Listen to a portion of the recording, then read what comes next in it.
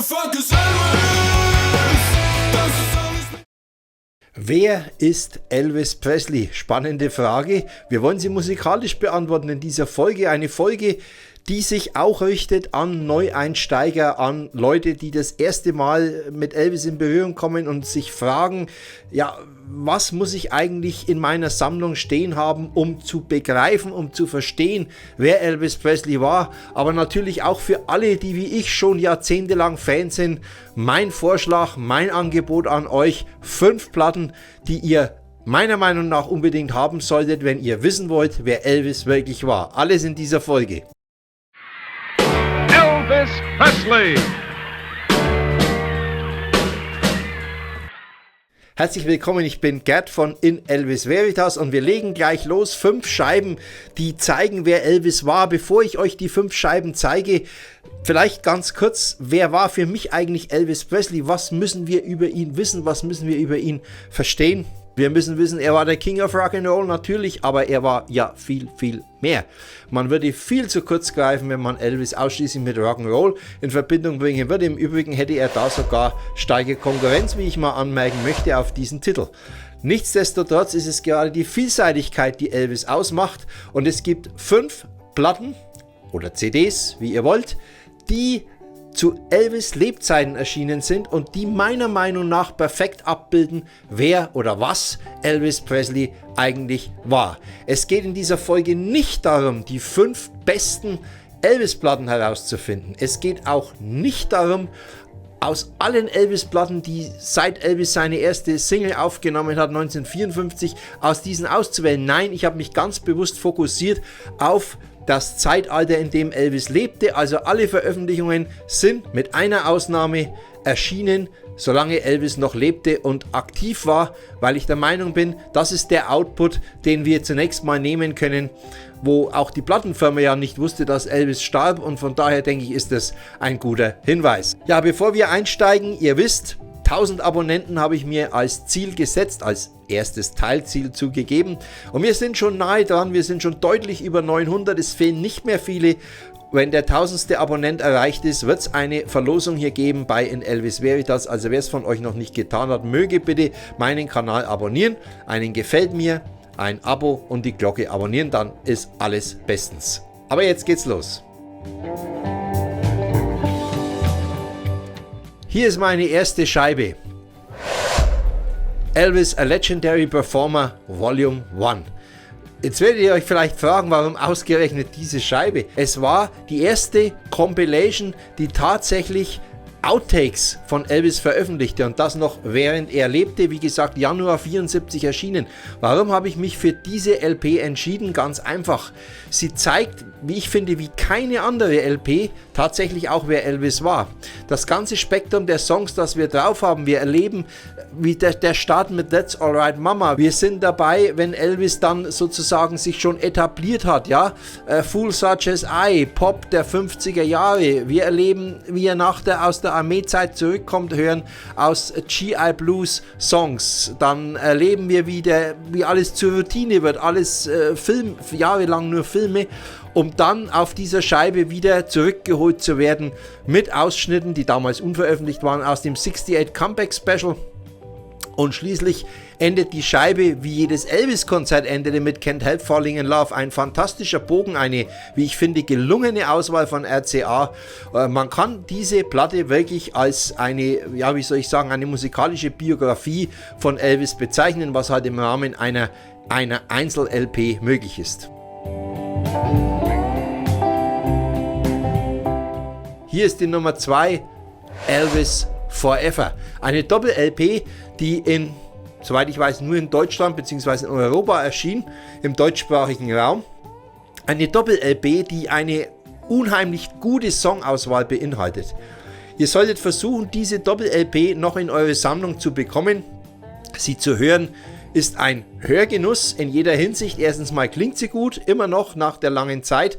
und sie beinhaltet wirklich viele, viele Elvis-Klassiker, die auch das ganze Spektrum seiner Zeit, seine ganze Wirkungszeit sozusagen abbilden. Wir sind dabei bei frühen Aufnahmen aus den 50ern, wir kommen in die 60er hinein mit großen Hits aus dieser Zeit, wie jetzt Now or Never. Wir kommen auch kurz mal in die Filmära, wenn auch auf hohem Niveau, mit Songs aus Blue Hawaii, und wir kommen auch dann in die 69er American Sound Studio Sessions hinein mit Suspicious Minds. Alles in allem eine gelungene Doppel-LP. Sie gibt es noch zu kaufen, würde ich euch wärmstens empfehlen. Meine Nummer 3. Double Trouble. Jetzt werden einige von euch wahrscheinlich machen. Wie kann man ein Album wie Double Trouble einen Film-Soundtrack nehmen? Ich habe ihn ganz bewusst ausgewählt. Denkt dran, was unser Ziel war. Die Frage war, wer ist Elvis?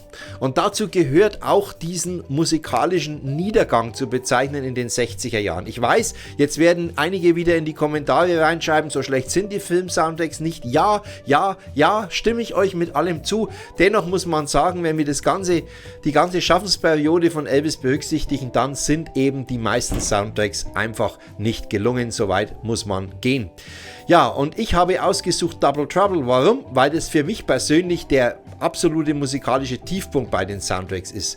Gar nicht mal so sehr die Songs, die Produktionsweise ist derart schlampig, dass man eigentlich nur mit dem Kopf schütteln kann, dass man sowas den Fans damals anbot. Das Album wird ausschließlich gerettet durch die Bonussongs, wie so oft bei den Soundtracks. Und wir wissen, dass selbst Elvis mit dem Kopf geschüttelt hat, als er Songs wie Old MacDonald singen musste. Aber das ist nur ein Teil. Selbst beim Titelsong Double Trouble wird am Schluss schlampig das Band abgeschnitten. Ich werde euch den Ausschnitt kurz mal reinspielen.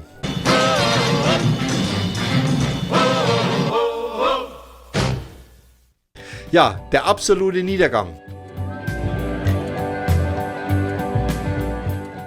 Und damit komme ich zu meiner Nummer 4. Wie Phönix aus der Asche. Von Memphis to Vegas, von Vegas to Memphis, Doppel-LP-Set. Kurz vorher war ja die LP vom Elvis in Memphis erschienen, die ja als eine der besten Elvis-LPs überhaupt galt. Dem stimme ich zu, aber vernachlässigt mir nicht die zweite Scheibe, die es davon gab, nämlich vom Memphis to Vegas, von Vegas to Memphis. Wir haben ja einen Teil davon live in Las Vegas aufgenommen, muss man nicht kommentieren. Elvis in absoluter Höchstform, gehört in jede Sammlung, und wenn man wissen will, wer Elvis war, Elvis in Las Vegas, entweder 69 oder 70, ist absolut Pflicht, um diesen Mann zu verstehen. Aber auch die andere Scheibe, die noch mit dabei ist, hat es in sich. Denn wir hören noch einmal sehr, sehr gute Songs aus den American Sessions von 1969. Das Doppelalbum machte einen Platz 12 in den LP-Charts und war damit fast genauso erfolgreich wie vom Elvis in Memphis selbst. Also hier ein guter Tipp, solltet ihr euch zulegen. Ja, und ich komme zu meiner Nummer 5. Elvis in Konzert. Eine Doppel-LP, die zugegeben nach Elvis Tod erschien. Warum habe ich sie mit aufgenommen? Wir wollen ja die Frage beantworten, wer war Elvis Presley? Und dazu gehört auch sein Ende, musikalisch wie auch persönlich zu dokumentieren. Und das könnte keine Scheibe besser als Elvis in Konzert. Der Soundtrack zum CBS TV Special, das im Oktober 77 bei CBS in den USA im TV ausgestrahlt wurde. Aber nicht nur der Soundtrack zu dieser Show, die zusammengeschnitten wurde aus 2 Konzerten, die in Omaha, Nebraska und in Rapid City, South Dakota aufgenommen wurden, jeweils im Juni 77, knapp 7 Wochen vor seinem Tod.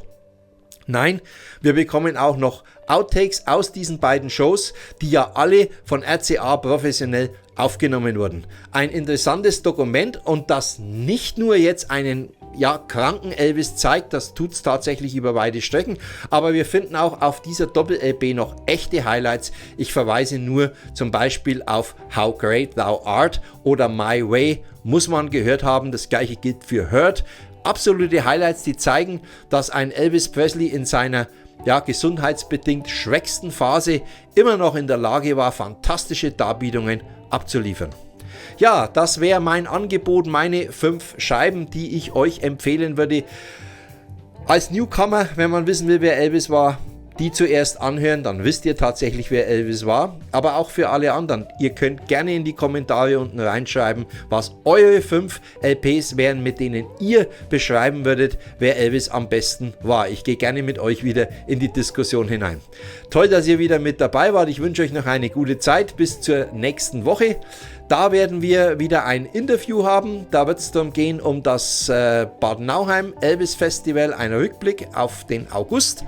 Und ja, lasst euch einfach überraschen. Wir müssen auch jeden Tag damit rechnen, dass California Holiday Spin-Out, die neue FTD Vinyl, erscheint.